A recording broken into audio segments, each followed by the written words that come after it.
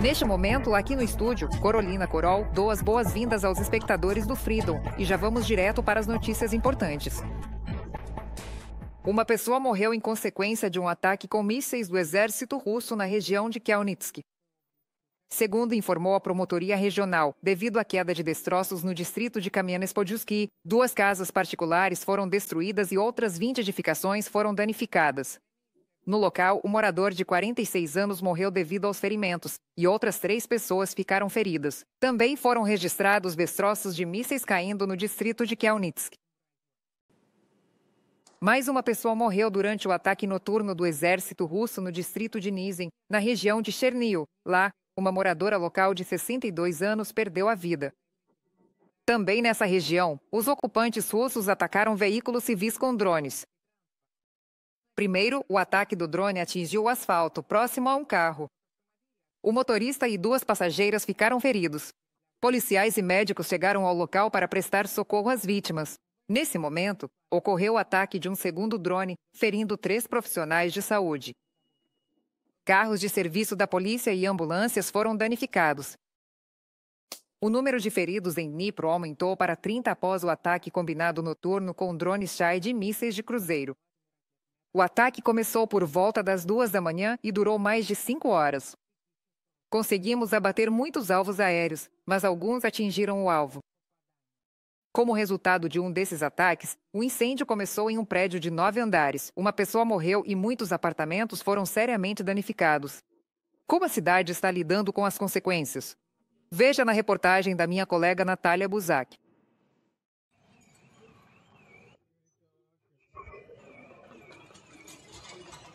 Este vídeo mostra os primeiros segundos após a explosão. Um morador local filmou da sua janela. Todos os vidros do seu apartamento foram quebrados e no prédio em frente o incêndio começou imediatamente. Ângela e o marido estavam em casa nesse momento. Ela conta que acordaram com um estrondo, viram um clarão e, imediatamente, estilhaços começaram a voar em direção a eles. Vocês se machucaram?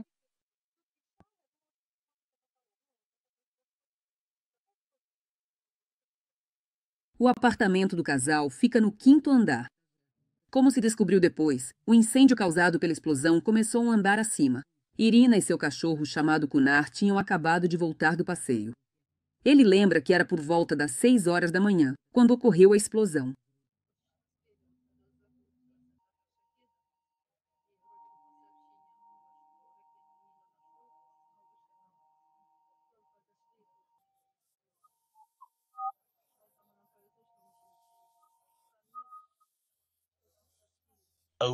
Neste prédio de 9 andares, apartamentos em todas as 6 entradas foram danificados. As pessoas dizem que uma noite tão terrível e barulhenta como a última nunca foi vista nos dias de busca. Eu moro no 1º andar. Acordei com uma explosão forte. Tiraram a criança debaixo dos cacos de vidro. Foi muito assustador. Havia poucas janelas e portas dentro. Começou por volta de 1h30 da manhã. E já de forma massiva começou às 3h40, 34. Aí começou em massa. Foi muito intenso, e os drones Shahed voavam por toda parte. Pela manhã, os moradores locais encontraram partes de um míssil russo espalhadas por todo o bairro. Elas foram lançadas a uma grande distância do local da queda. Nós recolhemos as peças. Está escrito aqui, feito na Rússia. Um monte de mísseis, um monte de microchips. Esses cubos metálicos mortais estão sendo recolhidos hoje pelos moradores de Dnipro num raio de meio quilômetro do epicentro da explosão. Foi com eles que o míssil russo, que explodiu no início da manhã sobre prédios de 9 andares em um bairro residencial de Dnipro, estava literalmente recheado. O alvo dos russos foi a infraestrutura civil, bairros residenciais e empresas civis. Sabe-se que pelo menos um dos mísseis que atingiram Dnipro continha munição de fragmentação. Havia cerca de um apartamento. Houve uma explosão em algum lugar alto. Submunições espalhadas. Depois explodem em chagas diferentes, porque até na escola, sabe-se lá onde. Munição de fragmentação civil.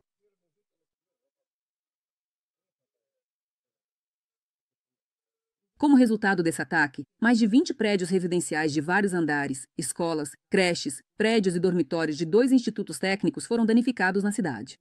O depósito de transporte elétrico municipal também foi atingido. A onda foi muito forte, estilhaços voaram, janelas, molduras, portas, tudo veio completamente em cima da gente. Desde cedo, os bombeiros estão inspecionando as entradas danificadas para que as pessoas possam entrar com segurança em seus apartamentos e pegar o que restou. Só de acordo com dados preliminares, o número de feridos por causa desse ataque massivo de mísseis já chega a centenas.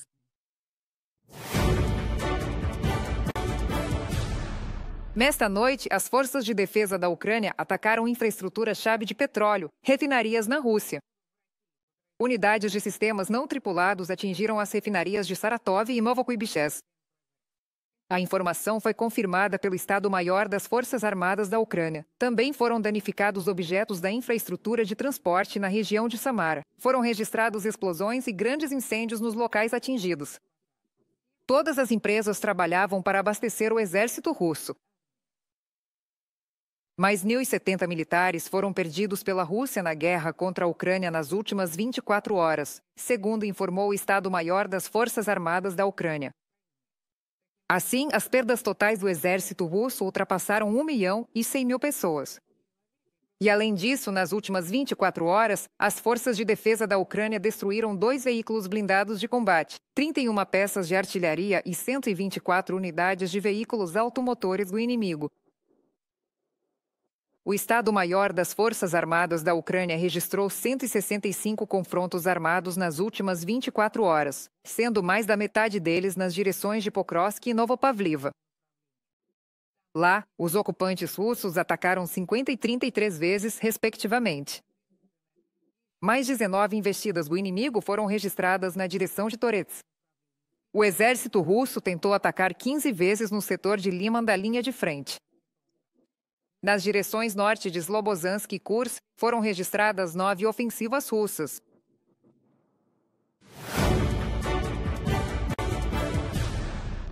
O comissário europeu para a Defesa e Espaço, Andrius Kubilius, pretende realizar negociações na próxima semana com os ministros da defesa dos países membros da União Europeia sobre a criação de um muro de drones na fronteira leste da UE. A informação foi divulgada pela Reuters. Essa ideia já vinha sendo discutida antes das incursões de drones russos no espaço aéreo da Polônia, no início de setembro. Mas o ataque da Rússia revelou problemas evidentes na defesa dos países da OTAN e agora a iniciativa se tornou ainda mais relevante. Mais detalhes sobre isso serão apresentados pela minha colega Larisa Petruk. A Ucrânia deve estar presente à mesa de negociações durante a discussão do conceito da muralha europeia de drones. Quem afirma isso é o chefe do gabinete do presidente da Ucrânia, Andriy Yermak. Somos o único país na Europa que está travando uma guerra moderna contra a Rússia. Desde a Segunda Guerra Mundial e a Guerra Fria, os princípios de combate mudaram. E, nos últimos anos, os drones têm desempenhado um papel fundamental. É justamente por isso que é preciso mudar também os exércitos, apostando em inteligência artificial, que estará presente nos VANTS, tanto nos de ataque quanto nos antiaéreos. Andriy Yermak, chefe do gabinete do presidente da Ucrânia, no Telegram. A Rússia é capaz de lançar até 800 drones de ataque em uma única noite. Em resposta, a Ucrânia pode mobilizar pelo menos 1.000 drones interceptadores para repelir os ataques, informou o ministro da Defesa, Denis Shmyhal. Além disso, Kiev está pronta para ajudar os vizinhos a repelir os ataques do agressor. Para proteger o espaço aéreo, Ucrânia e Polônia vão criar um grupo operacional conjunto para sistemas aéreos não tripulados. O documento correspondente foi assinado em Kiev pelos chefes dos ministérios da defesa dos dois países. O grupo polaco-ucraniano contará com representantes das forças armadas de ambos os estados. O trabalho desse grupo servirá como uma plataforma para a coordenação e desenvolvimento de iniciativas conjuntas na área de drones. Kiev vai compartilhar com Varsóvia produtos de software e experiência real de combate, e também há planos para expandir projetos conjuntos de produção de armamentos. Nós acordamos uma série de passos importantes. O primeiro deles é a criação de um grupo operacional conjunto para sistemas aéreos não tripulados, que será liderado por representantes das Forças Armadas da Ucrânia e da Polônia. Esse grupo servirá como uma plataforma para a coordenação e desenvolvimento de iniciativas conjuntas. Vamos integrar as mais recentes tecnologias de defesa e iniciar novos projetos destinados a fortalecer a proteção do nosso povo e da infraestrutura crítica. O elemento central do trabalho desse grupo serão os programas conjuntos de treinamento, que, tenho certeza, vão fortalecer nossa capacidade de enfrentar o inimigo comum. Este é um grande desafio, uma grande oportunidade para toda a Europa, porque não se trata apenas da Polônia. Também estamos negociando com a Comissão Europeia. Conversei com o comissário Kubilius sobre as medidas que a União Europeia poderia tomar em conjunto com outros países no flanco leste. Afinal, isso diz respeito a todo o flanco leste da União Europeia e da Aliança do Atlântico Norte. Estamos falando sobre o treinamento de engenheiros e soldados que vão enfrentar o agressor e proteger o espaço aéreo. O presidente do Conselho Europeu pede fortalecimento da defesa da Europa. Antônio Costa convidou os líderes dos países da União Europeia para uma reunião informal em Copenhague no dia 1º de outubro. Os principais temas de discussão serão a proteção da Europa contra ameaças russas, o aumento do apoio à Ucrânia e o endurecimento da pressão das sanções sobre o país agressor. Nossa segurança está intrinsecamente ligada à segurança da Ucrânia. Em Copenhague, eu também gostaria de discutir como podemos oferecer ainda mais apoio a Kiev e alcançar uma paz justa e duradoura. Com esse objetivo, devemos, em particular, analisar como continuar apoiando as Forças Armadas da Ucrânia como principal garantia da soberania e segurança do país, ao mesmo tempo em que aumentamos a pressão sobre a Rússia, inclusive por meio do endurecimento das sanções.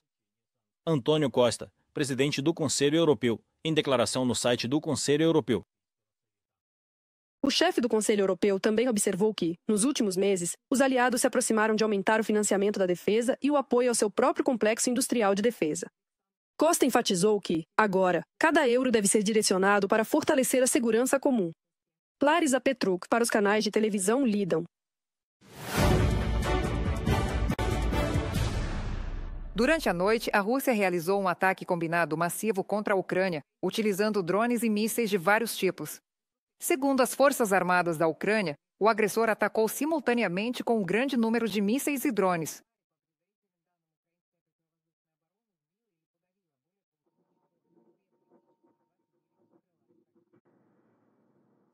Uma estratégia deliberada da Rússia. Assim, o presidente da Ucrânia, Volodymyr Zelensky, comentou sobre os bombardeios russos massivos durante a noite. 9 regiões foram atingidas, com dezenas de feridos e mortos. A infraestrutura, áreas residenciais e empresas civis foram os alvos do agressor. Em Dnipro, foi registrado o impacto direto de um míssil com munição de fragmentação em um prédio residencial de vários andares. Cada um desses ataques não é uma necessidade militar, mas sim uma estratégia deliberada da Rússia para intimidar civis e destruir nossa infraestrutura. É exatamente por isso que é necessária uma resposta internacional forte. A Ucrânia provou que pode se defender e proteger a Europa. Mas, para uma defesa confiável, devemos agir juntos, fortalecer a defesa aérea, aumentar o fornecimento de armas, ampliar as sanções contra a máquina militar russa e os setores que a financiam. Cada restrição imposta à Rússia significa vidas salvas. Obrigado a todos que nos ajudam e apoiam. Volodymyr Zelensky, presidente da Ucrânia no Telegram.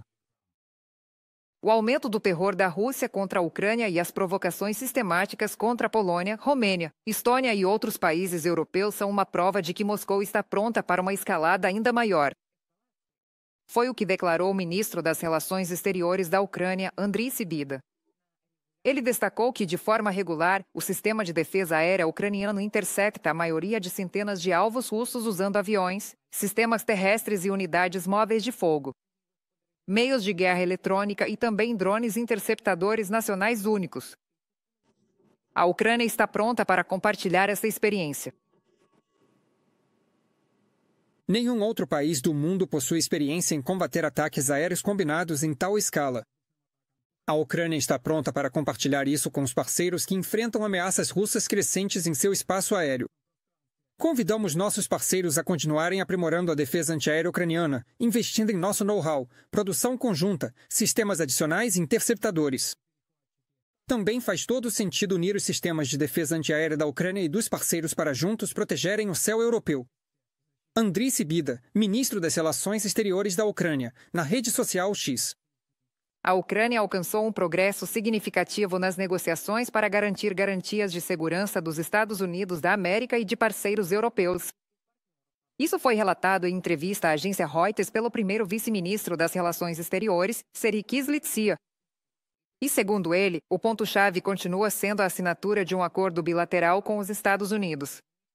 Ele destacou que as antigas declarações do presidente dos Estados Unidos, Donald Trump, sobre a disposição de se juntar à defesa da Ucrânia se tornaram um verdadeiro avanço. Posso concordar com aqueles que dizem que o progresso não é suficiente ou não é tão evidente quanto gostaríamos, mas realmente estamos avançando. Acho que o ponto de virada aconteceu durante o encontro em Washington, quando a administração e o próprio presidente dos Estados Unidos, Donald Trump, confirmaram que os americanos fariam parte das garantias de segurança. Acredito que esse período muito ativo de troca de opiniões nos permite entender de forma muito melhor e mais concreta quem está disposto a fazer o que e quem é capaz de quê. Se a Rússia ocupar a Ucrânia, então certamente atacará outro país da OTAN em seguida. Foi o que declarou o representante especial do presidente dos Estados Unidos para assuntos da Ucrânia, Keith Kellogg, em entrevista ao Dania Telegraph. O general também chamou Putin de expansionista, que busca restaurar o Império Russo, e destacou que só é possível enfrentá-lo com força. Putin é um agente da KGB. Ele nunca deixou de ser. Ele não entende o Ocidente. Ele finge que não fala inglês, mas na verdade fala.